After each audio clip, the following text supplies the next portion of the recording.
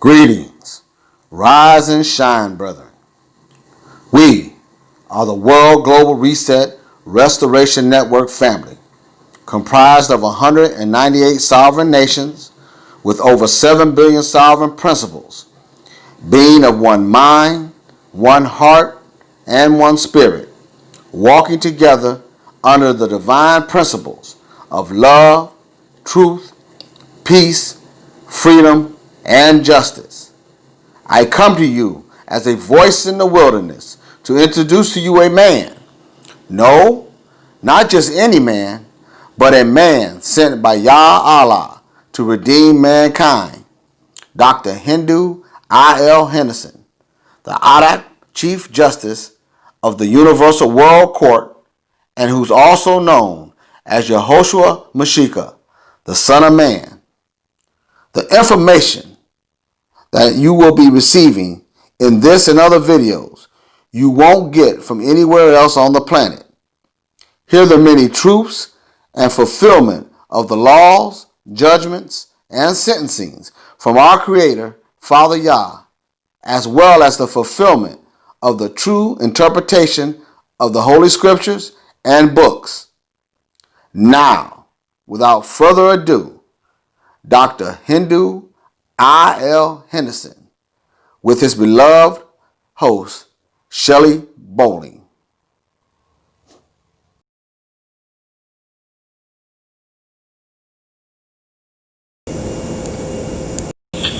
United Nations, as we go forward now, watching all of the nations take flight, where they're now moving from one area to the other, whereby many of the nations are only going back to what they know to be their initial home. They're not actually going to any place that would be new, but they're going back to their homes, their original home areas, whereby now many of the nations that are there have been those nations that have claimed that area through error, through lies, through manipulation, such as in a little area that's called Israeli, that they now feel content to call it Israel. When Israel as a land has never moved, Israel as a true location has never moved. That location has always been in a place that is now classified as the United States of America.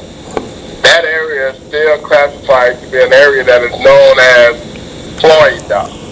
Israel was there to begin with. It will always be there. No matter how man may come about trying to change those locations based upon some manipulation whereby he would be able to benefit from the manipulation rather than to tell the people the truth and allow his truth to come forth where he will benefit from it. We do know that those men that met in a little island not too far from the area in which they knew was Israel, they set up to make themselves change all of the locations of the world, i.e. the Rothschilds, the Rockefellers, those that were classified to be men of substance during that time, set out to change everything. And thereby they have changed the locations of the nations. Along with changing the areas and the names of the locations, they set out to do what they would call monetarize those areas, whereby they would be giving them something of substance that would be of a value, whereby they would be able to gain the benefit of having a free rule, a free movement, a free reign of the whole entire world. whereby they would be classified rich men. They would be classified the holy men of the world. They would be classified as those men who would have created a world rather than to just live in one that had already been created by God, and they themselves would be nothing more than makers of such things, and to be a maker or a shaker or a mover of the world, they look to even gain more than this by putting out manipulations and lies to destroy the entire universe if they themselves cannot be in control of it. But now the nations, all of the nations are aware of this. There is not one nation on the planet now that's not aware of the manipulation that took place in the 1945, that took place in the 1950s. And knowing that those nations were nations that sat at some place because of 1948, they sit there because of those nations being combined through something that was known as the United Nations. We have New Orleans, Louisiana as Nineveh, Sin City. Atlanta, Georgia as Sodom and Gomorrah. We have Seattle, Washington as Emerald City. Texas, we know that to be the New Jerusalem. Peace, love, truth, freedom, and justice. That's where the olive branch comes from, Texas. Little Rock, Arkansas, we know that's where the oil land is. We understand that you are part of the refuge to help the people. New York, New York. We know that you're the place of Sumerians. You have a bunch of watchers there, seers. You should be watching and helping save the people. That's your job. Jackson, Mississippi, which is, we know that you're right there on the Red Sea. We know that the Red Sea splits your place almost in half, and it runs through. That will split the United States totally in half as well. We understand that you're right there at the River of Jordan, Jackson, Mississippi. Detroit, Michigan, you know what you hold for us. You are that innovative city, that city that was industrious. We still need you to realize that even though you may have been filing for bankruptcy, we still have your back. We still will take care of you. We will still make you be just as industrial as you were before.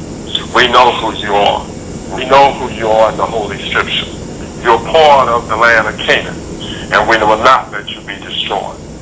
San Francisco, with your golden gates, we understand that you were known as the beggars at one time.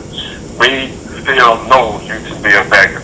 We understand that down there in California right now that you have a water drought. We have not forgotten about you. We know that you have a water shortage. We are also working on getting you replenished by using even my brothers are sending me messages from places as far off as Tanzania and Algeria and all those places in Australia, which will be helping us develop water, that there will be no shortage in California. We are working on a lot of things. Kansas City, Kansas, which we know you to be the Midwest area, the land of the rainbow. We haven't forgot you. We know that you're part of the promise. We're still not going to just let you go. We love you down there. We got to make sure that we, the people, stay focused. Washington, D.C., yeah, and we know who you are for sure. We know that you're that place that's known as Golgotha, sacrifice place of a skull. We know that you're the same place where they crucified the one they keep calling Jesus the Christ, but he was known as God. They crucified him, and let me help you out, nation. They crucified him by taking prayer out of school. They crucified him by taking what we call the Ten Commandments out of the courthouse. You're going to listen to me in a few minutes. So this is how they have totally crucified him. But we got news for them. And same as he did before, he shall do again. And for them, it's a bad thing. For us, it's a good thing. He will get up in 3.5 days. And he has sent word by way of the one he called the Son of Man, that even if you decide to attack the Son of Man, he too will get up in 3.5 days.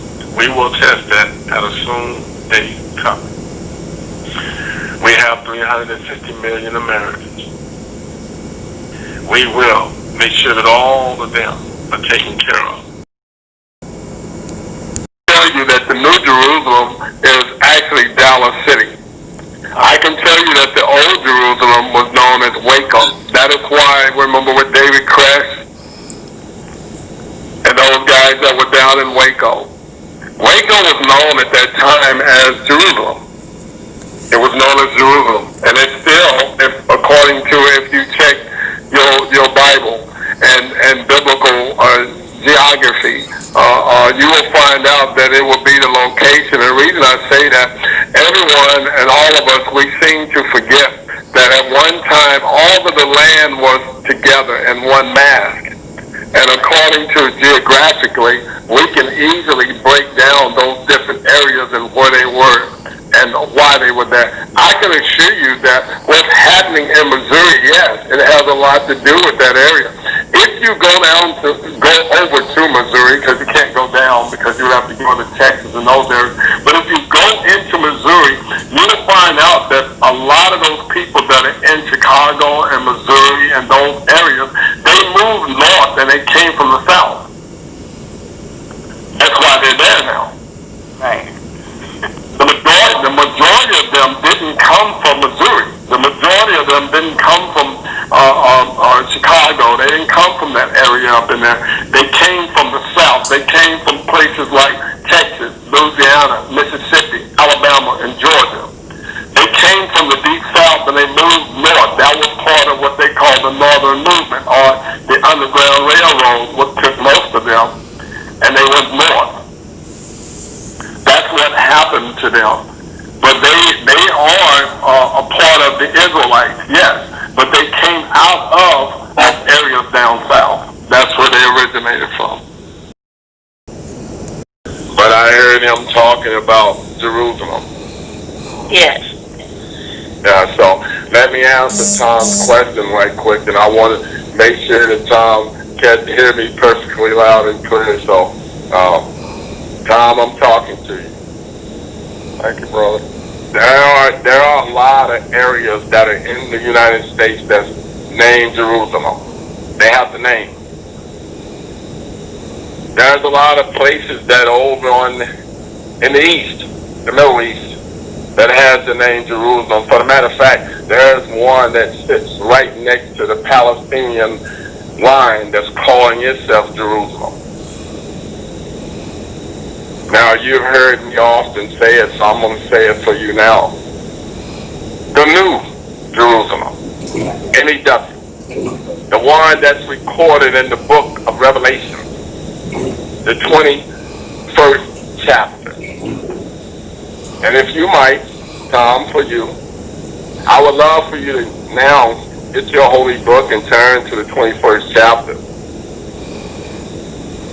And you will read where it says, the second verse, it says, Then I, John, saw the holy city, New Jerusalem, coming down out of heaven from God, prepared as a bride adorned for her husband. New Jerusalem, not the old one, not some city that a group of people got together and named it. This is what my Father's building. This is what he's doing. Again, I repeat, the New Jerusalem is in Dallas City.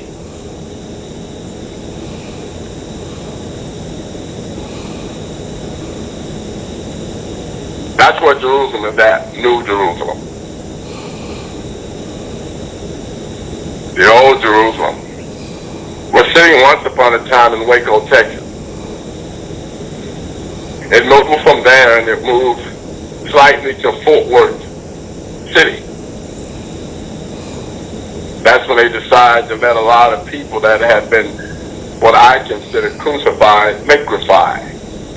And then they took them back there and they dumped them in a hollow grave and left them there. Again, the New Jerusalem is in Dallas City. So for all those that would be scientists, Tom, you let them know that no matter what they name a city, no matter how many times they try to change the name of all of the cities that Dr. Henderson is telling them, according to the holy books, all of the holy books, those destinations have already been predetermined. by our Father, Yah Allah, Yah, who is in our midst. And he is not going to change. You can tell them for me and him. The same God he was yesterday. I can hear all the ministers getting ready to say this for us. He shall be today, tomorrow, and forever. He don't change. So I'm pretty sure if I didn't clear it up for anyone listening, I know Tom got it, no doubt in my mind.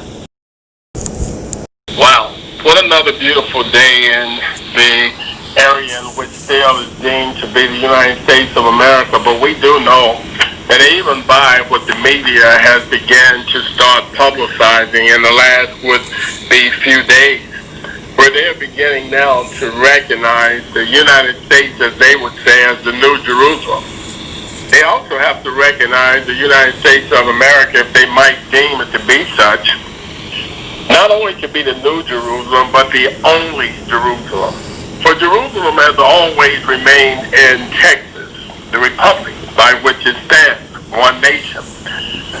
And because of that, it will always be Jerusalem. It needs no one to finally recognize it as being New Jerusalem. We understand that even when pressed with the progress of a nation who believes that somehow it once upon a time extended a hand of would-be friendship. That friendship came by way of what they call an olive branch. But they must understand that the olive tree itself, the olive tree, it is a tree which is more of a tree that comes out of the state of Texas rather than what it has been said to come from.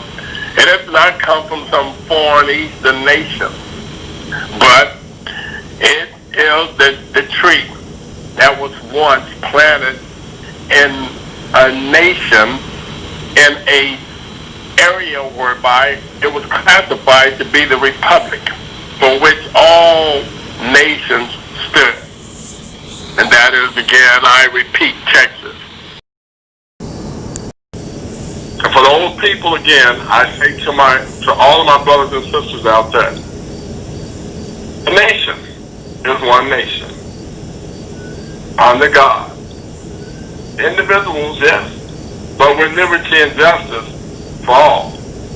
And it's one nation that upholds all of these nations, and it's called the Republic of Texas. And we did it that way for a reason, that we might be able to save the whole entire universe. It was not to make anybody feel any less than who they were. And yes, as sovereign states that we have all around this American. Sovereign states all around. I need everyone to understand and understand once again that there was a man by the name of James Henderson that took over Texas in 1845. He is part of the same bloodline and family of King Henry.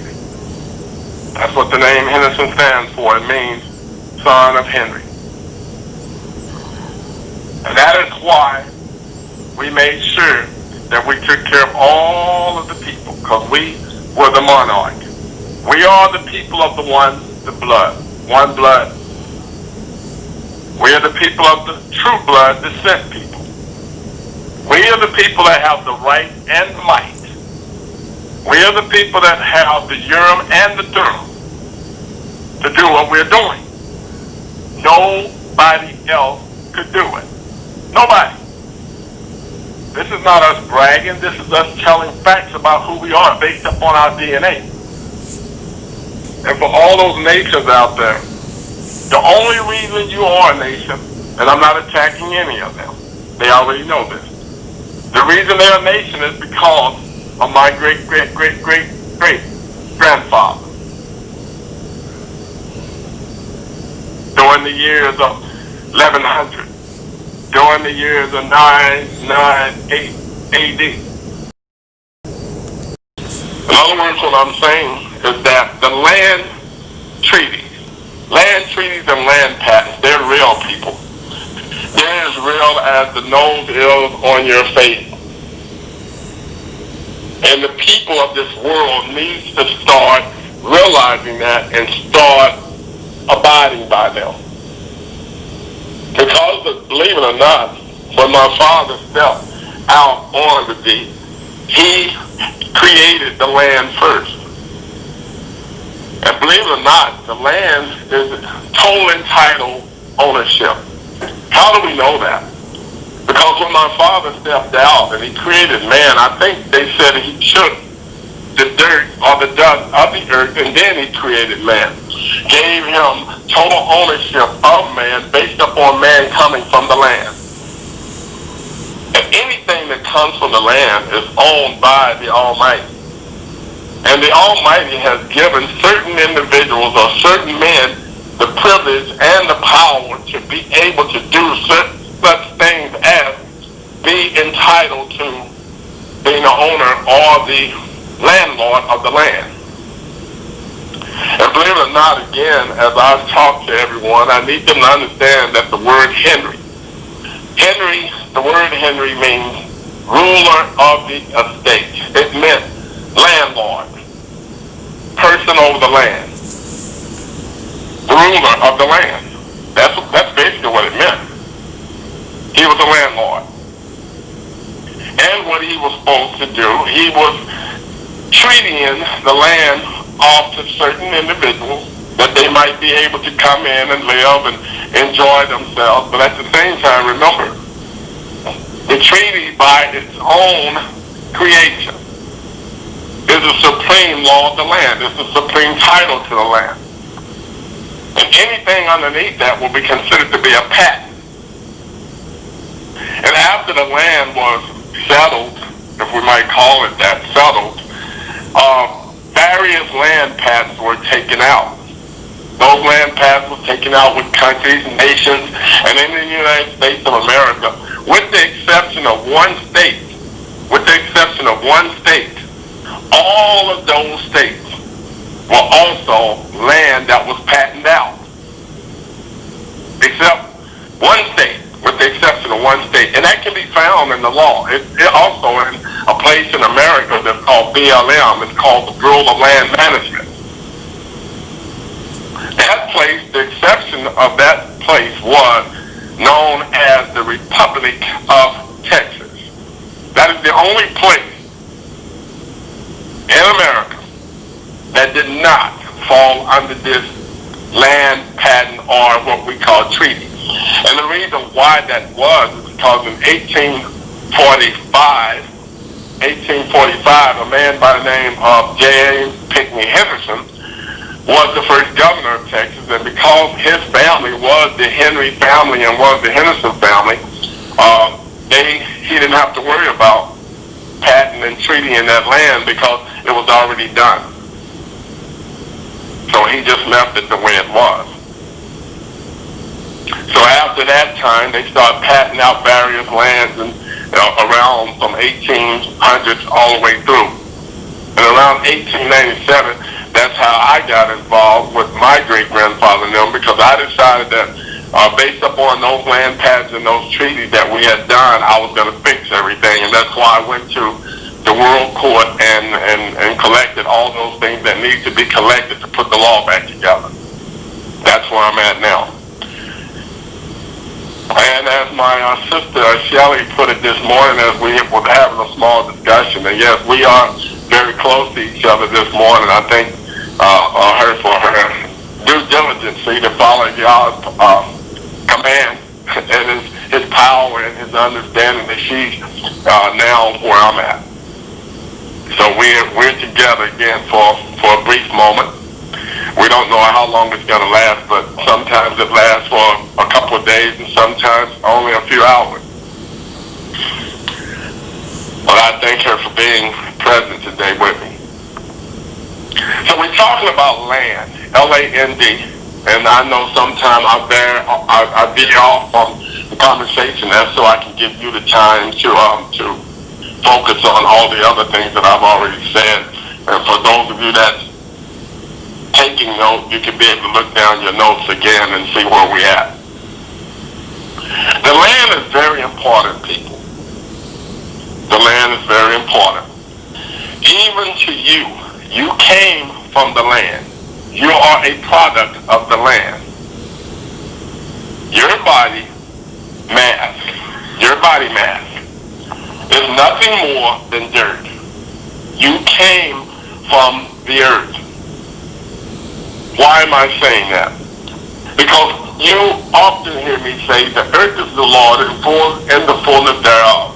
All that is within it, beneath it, around it, and above it. It all belongs to our Father, Yah, YHWH. And I'm often, when you bring it all back, He has said to us, and see if I will not bless you. See if I will not take care of you.